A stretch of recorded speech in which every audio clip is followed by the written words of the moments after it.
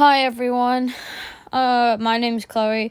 Welcome back to my channel. Today we're doing some more history content videos, and this time, since I have been requested to do this, so in today's video we're going to be doing the House of Tutor. It is a dynasty which started from 1485 up until 1603. In my last video, which I posted a few months ago, I did the House of Hanover, which is the Hanoverian dynasty, which started in 1714 until 1901. For this one, it's going to be the House of Tudor. I need to get all of these done, by the way, because I want to make a full video. Might be an hour long, about all the houses from the House of Wessex up until the House of Windsor. Currently, the current house we use is Windsor. It used to be the House of Saxe-Coburg and Gotha, which is 3 times German than the House of Hanover, to the more British sounding, which is the House of Windsor. Now, there is one thing. It does not include the 9 Days Queen, which is Lady Jane Grey. She does not include in the House of Tudor, or if she does, I will probably correct myself. And this is my own research. So let's get started. The House of Tudor. The House of Tudor was an English and Welsh dynasty that held the throne for England from 1485 to 1603. They descended from the Tudors of Plenmady, a Welsh noble family, and Catherine of Valois. The Tudor monarchs ruled the Kingdom of England and the Lordship of Ireland, later the Kingdom of Ireland, for 118 years, with 5 monarchs: Henry VII, Henry VIII, Edward VI, Mary I, and Elizabeth I. The Tudors succeeded the House of the Plantagenets as rulers of the Kingdom of England, and were succeeded by the Scottish House of Stuart. The first Tudor monarch, Henry VII, descended through his mother from the House of Beaufort, a legitimized branch of the English royal House of Lancaster, a candidate house of the Plantagenets.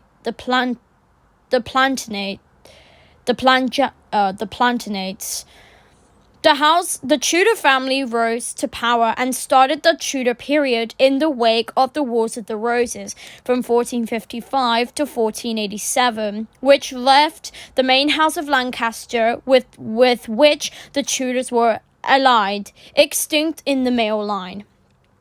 The parent house is the Welsh one, which I could not pronounce, Tudors of Plenmady. The country is Kingdom of England, Kingdom of Ireland, and the Principality of Wales. It was founded in 1485, which is exactly 539 years ago. The founder was Henry VII, who was the first Tudor king. The final ruler was Elizabeth I, who was the last queen of the Tudor dynasty. Sorry if I said Stuart. The titles were King of England, King of Ireland, King of France, which is a claim, Lord of Ireland, Queen of Scotland, Queen of France, Prince of Wales, Duke of Bedford, Duke of Cornwall, Duke of York, Duke of Somerset, Duke of Richmond, Earl of Pembroke, Earl of Richmond, Earl of Surrey, Earl of Nottingham, and Earl of Lincoln. The dissolution was on the 24th of March, 1603. Henry VII, a descendant of Edward III and the son of Edmund Tudor, a half-brother of Henry VI, succeeded in presenting himself as a candidate not only for traditional Lancastrian supporters, but also for disconnected supporters of their rival Plantagenet candidate, House of York, and he took the throne by right of conquest. Following his victory at the Battle of Bosworth Field on the 22nd of August, 1485, he reinforced his position in 1486 by fulfilling his 1483 vow though, to marry Elizabeth of York, daughter of King Edward IV, and the heiress of the Yorkist claim to the throne, thus symbolically uniting the former warring factions of Lancaster and York under the new dynasty, represented by the Tudor Rose. The Tudors extended their power beyond modern England, achieving the full union of England and the Principality of Wales in 1542. Laws in Wales Act 1535 and 1542, and successfully asserting English authority over the Kingdom of Ireland, proclaimed by the Crown of Ireland Act 1542. They also maintained the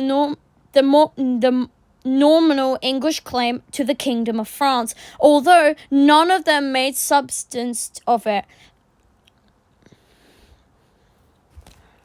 Henry VIII fought wars with France primarily as a matter of intentional alliance, but also asserting claim to the title. After him, his daughter Mary I lost control of all territory in France, permanently with the Siege of Clermont in 1558. In total, the Tudor monarchs ruled their domains for 117 years. Henry VIII, reigned from 1509 to 1547, was the only son of Henry VII to live to the age of majority, and he proved a dominant ruler. Issues around royal succession, including marriage and the succession rights of women, became major political themes during the Tudor era, as did the English Reformation in religion, impacting the future of the crown. Elizabeth I was the longest-serving Tudor monarch at 44 years, and her reign, known as the Elizabethan era, provided a period of stability after the short, troubled reigns of her siblings. When Elizabeth I died childless, her cousin of the Scottish House of Stuart succeeded her in the Union of the Crowns of the 24th of March, 1603. The first Stuart to become King of England was who reigned from 1603 to 1625. James VI and I was a great-grandson of Henry VII's daughter, Margaret Tudor, who, in 1503, had married James IV of Scotland in accordance with the 1502 Treaty of Perennial Peace. A connection persists to the present 21st century, as Charles III is a ninth-generation descendant of George I, who in turn was James VI and I's great-grandson. Why do we have to mention him? Oh my god. And, here's a fun fact. Did you know Henry VII was only 28 when he ascended to the throne? So, in the ages, this is how it goes. When Henry VII ascended the throne, he was 28. Henry VIII was 17, not 18. Edward VI ascended the throne when he was 9. Mary I was 37, and then Elizabeth I was 25. Mary I was the oldest Tudor monarch to ascend to the English throne. I can't say British because this was during the English time, before Britain was around. And if you see my last video, I did talk to you guys about who was the longest reigning British monarch and who was the shortest reigning British monarch. Well, Elizabeth I was ranked 6th because she reigned the longest. And the deaths of each monarch. So Henry VII died when he was 52. Henry VIII died at 55. Edward VI died at 15, Mary I died at 42, and Elizabeth I died at 69. She was the oldest Tudor monarch to die, and Edward VI was the youngest Tudor monarch to die. He was only 15. Now, the cause of death. Henry VII had tuberculosis. Henry VIII died of obesity. Edward VI also had tuberculosis, like his grandfather. Mary I died of urinary cancer, and Elizabeth I died of either depression or lead poisoning. It's not very sure yet. When they, and then how they took the throne. Well, as you guys may have known, before Mary the First was Queen of England, Lady Jane Grey ascended the throne when she was 16, but sadly, she was crowned in 1553, but she was only queen for 9 days, from the 10th of July to the 19th of July of 1553. Sadly, in February 1554, when she was only 17, she was executed in the Tower of London by Mary I's orders. Oh, and Mary I was known as Bloody Mary because she burned 280 Protestants to the stake in London at the time. This was really bad because she was Catholic, of course. But when the Stuarts took over, there was one Catholic king. And then the thing is, there has been, ever since the Settlement Act of 1701, there have now been more Protestant descendants, which I think I won't talk to you guys about the Act of Settlement, the Settlement Act of 1701, because that was about the Protestant line of descendants. And, yeah. Let's look how they ascended the throne. The Tudors descended from King Edward III on Henry VII's mother's side, from John Beaufort, the first Earl of Somerset, one of the legitimized children of the 14th century English Prince John of Gaunt, the third surviving son of Edward III. Beaufort's mother was Grant's long-term mistress, Catherine Swynford. The descendants of all illegitimate child of English royalty would normally have no claim on the throne, though Gaunt and Swynford eventually married in 1396, when John Beaufort was 25. Ooh, okay. The church then retroactively declared the Beauforts legitimate by way of a plural bull in the same year, confirmed by an Act of Parliament in 1397. A subsequent proclamation by John of Gaunt's son by his first wife, Bute of Lancaster, King Henry IV, also recognized the Beaufort's legitimacy, but declared the line illegitimate for the throne. Nevertheless, the Beauforts remained closely allied with Grant's descendants from his first marriage, the House of Lancaster, during the civil wars known as the Wars of the Roses. However, the descent from the Beauforts did not necessarily render Henry Tudor, later Henry VII, heir to the throne, nor did the fact that his paternal grandmother, Catherine of Valois, had been Queen of England due to her first marriage to Henry V, although this did make Henry VII a nephew of Henry VI. Oh, okay. The legitimate claim was that of Henry Tudor's wife, Elizabeth of York, as daughter to Edward IV and descendant of the second son of Edward III, Lionel, Duke of Clarence, and also his fourth son, Edmund, Duke of York. As she had no surviving brothers, Elizabeth had the strongest claim to the crown as de facto heiress of the House of York, but while she became queen consort, she did not rule as queen regnant. For the last attempt, a female maid at ruling in her own rights had resulted in disaster when Henry II's mother, Empress Matilda, and her cousin Stephen of Bios fought bitterly for the throne in the 12th century. The family connections and the Wars of the Roses. So this is the English royal families in the Wars of the Roses. Dukes except Aquitaine and Princes of Wales are noted as are the monarch's reigns. That weird sword equals killed in action, and the skull means executed. See all family tree English monarchs. So first of all, we've got Henry of Gloucester, Duke of Lancaster. And here we've got King Edward III. He was King of England from 1327 when he was 14 and until 1377 when he was 64. He died of a stroke. Now with King Edward III, he was marked as the top 5th longest reigning British monarch, as we said in my last video, where I did say, I also told you guys when they were born. So Edward III was born on the 12th of November, the 13th of November, 1312. When he was 14, his father sadly passed away or was murdered to death. But he was 14 when he ascended to the English throne. He was still in the house of Plantagenet at the time. I do not know how to pronounce the name because I think we have one monarch that was actually named that. One sec.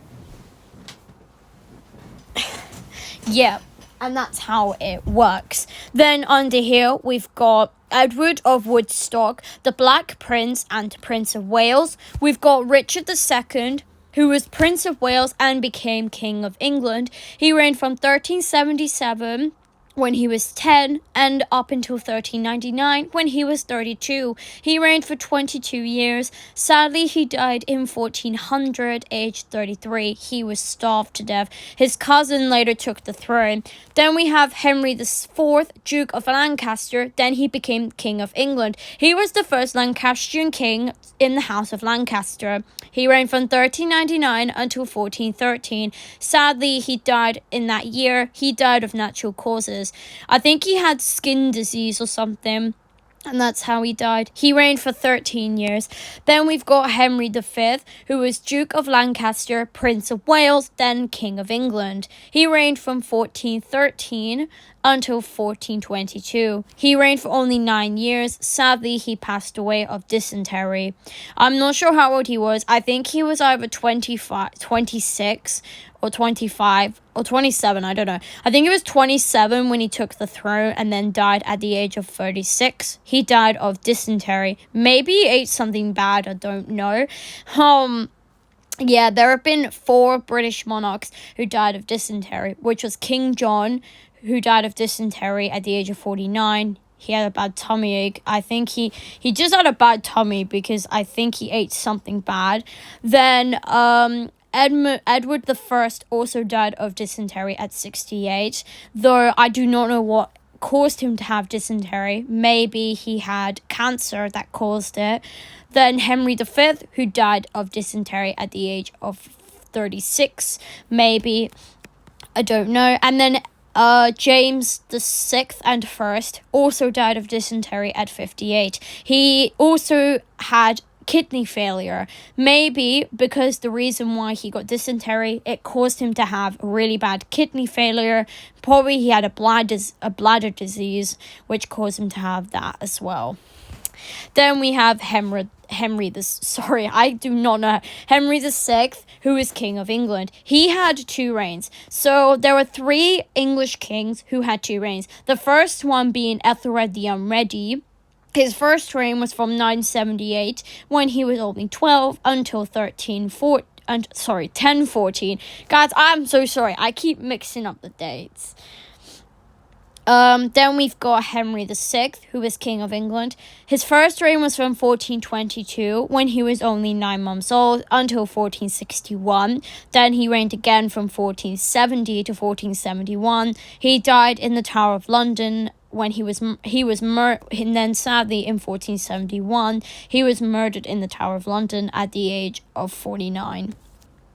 And then that's when we had Edward IV, who became the first Yorkist king to take the throne of England. He was Duke of York, then later King of England. He also had 2 reigns. His first reign lasted for 9 years. He reigned from 1461, when he was only 18, until 1470, when he was 27. And his second reign lasted longer. He reigned for 12. His second reign was from 12 years. He reigned from 1471, when he was 28, until 1483, when he sadly died at the age of 40. He died of an unknown illness. Then we have Edward V, who was Prince of Wales, later King of England. He only reigned in 1483. When he was 12, he was born on the 2nd of November, 1470. He was the only survivor. He was the first child of the first son of Edward IV. Sadly, him and his brother passed away, was killed in the Tower of London. Plus, he was never crowned as king. We don't know his cause of death, but we probably know that he was probably murdered in the Tower of London, or that means he was executed in the Tower of London by his uncle Richard III, who later became King Richard III in 1483 when he was 30 and was killed at the Battle of Bosworth Field at the age of 32. Then Henry VII, who's the last Lancastrian and the first Tutor monarch to become King of England. He reigned from 1485 when he was 28 and died in 1509 at the age of 52. He died of tuberculosis. Here are some of the sources. Henry Tudor had, however, something that the others did not.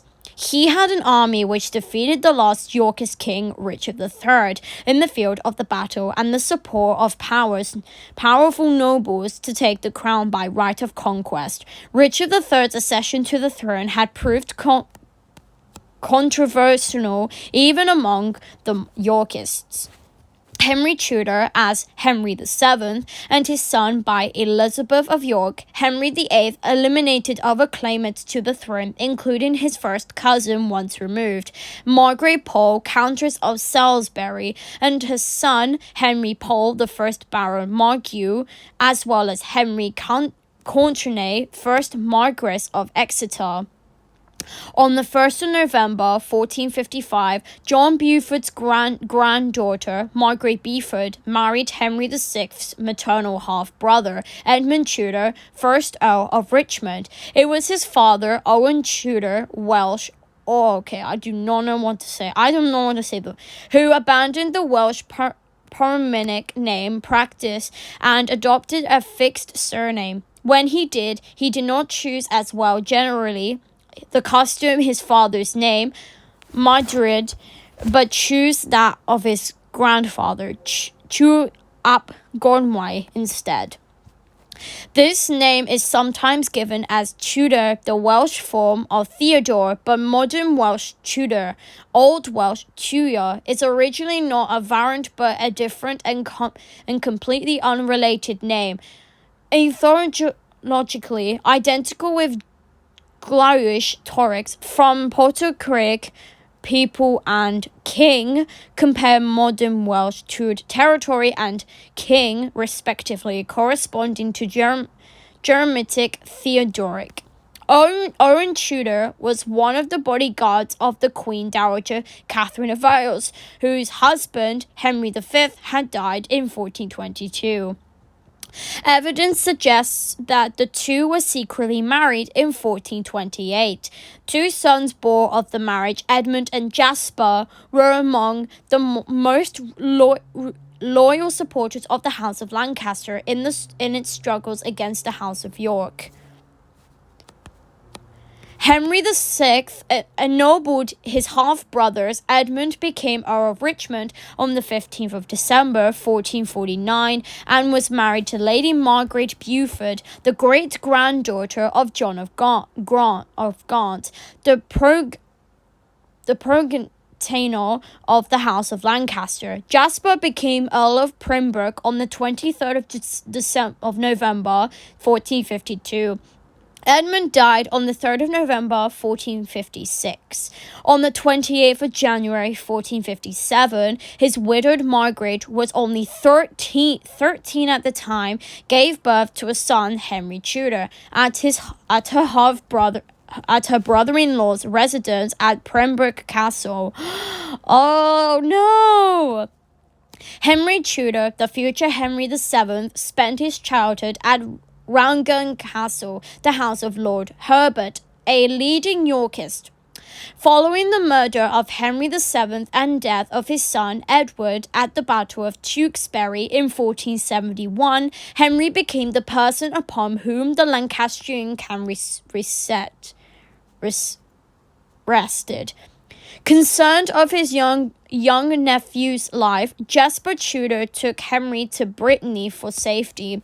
Lady Margaret remained in England and remarried, living quietly while advising the Lancastrian and her son's cause. Capitalizing on the growing unpopularity of Richard III, King of England from 1483. She was about to forge an alliance with disconnected Yorkists in support of her son. 2 years after Richard III was crowned, Henry and Jasper sailed from the mouth of the Seine to the Milford Haven waterway and defeated Richard at the Battle of Bosworth Field on the 22nd of August, 1485. Upon this victory, Henry Tudor proclaimed himself King Henry VII, and this is what it looks like. And yep, as you might have known, I'm sorry if some of those words were completely wrong. I did try my best to pronounce them. Now we'll look at all the Tudor monarchs who ascended the throne. The first one was Henry VII. Henry VII was born on the 28th of January, 1457. On the 22nd of August, 1485, he became King of England at the age of 28. He reigned for 23 years, dying on the 21st of April, 1509, at the age of 52. He had tuberculosis, which is a bad lung infection. His only surviving son, his oldest son, not Henry VIII, that's his second son. His eldest son, Arthur, Prince of Wales, was born in 1486. Sadly, he passed away at the age of 15 of the sweating sickness in 1502. But Henry VIII's mother, Elizabeth of York, died in 1503 when Henry was 11. I know, it's really upsetting. Henry VIII was the next Tudor monarch to become King of England. He was born on the 28th of June, 1491. He became king. He was king on the 21st of April, 1509, when he was 17. He reigned for 37 years, dying. He died, I don't remember, but I think he was in January 1547 at the age of 55. He died of obesity. Then Henry VIII's only son was Edward VI, who was born on the 12th of October, 1537. In 1547, Edward VI was only 9 years old when he ascended the throne. He sadly reigned for 6 years, dying in July 1553 at the age of 15. He also had tuberculosis. Then his first cousin, Lady Jane Grey, ascended to the throne on the 10th of July 1553. She was crowned for 9 days as queen. This was later a quote. She was known as, quote, the 9 days queen. She reigned from the 10th of July up until the 19th of July that same year. In 1554, when she was 17, she was executed in the Tower of London. Mary I was born and then one of Henry VIII's eldest daughter, Mary, became the next Queen of England. She was born on the 18th of February, 1516. In July 1553, she was 37 when she ascended to the throne. She reigned for 5 years, and she died on the 17th of November 1558 of urinary cancer at the age of 42. Finally, Mary's sister-in-law, Elizabeth, became the last Tudor monarch to become Queen of England. She was born on the 7th of September 1533. On the 17th of November 1558, she was 25 when she ascended to the throne. She reigned for a record-breaking 44 years. She was known as the, quote, Virgin Queen. And she had a era. This was called the Elizabethan era, which was named after her. There was another era which we'll get to soon, which is the Georgian era, which was named after someone, which was named after George the First of Great Britain, and the Victorian era, which was named after Queen Victoria. She sadly died on the 24th of March, 1603, at the age of 69. She either died of depression or lead poisoning, but mostly she could have died of lead poisoning because of the makeup that she wears. Yeah, and Elizabeth I did execute James's mother, Mary Queen of Scots, who tried to depose Elizabeth off the throne so she would become Queen of England, but she was executed in February 1587. And I hope you guys did enjoy this I have one more fact for you guys. Did you know King Henry VIII, who was the second Tudor king, he had 6 wives? I mean, a lot. I know. And I did remember I mentioned one video. You know, my video posted a few months ago. I did talk to you guys about Henry VIII's 6 wives, though the thumbnail is not Henry VIII. I won't tell you who it is because it's out spoiler. I hope you guys did enjoy this video. If you did, make sure to like and subscribe. My next video will be coming up soon. I will be doing the next house is going to be the House of Stuart. So with that out of the way, I'll see you guys in my next video.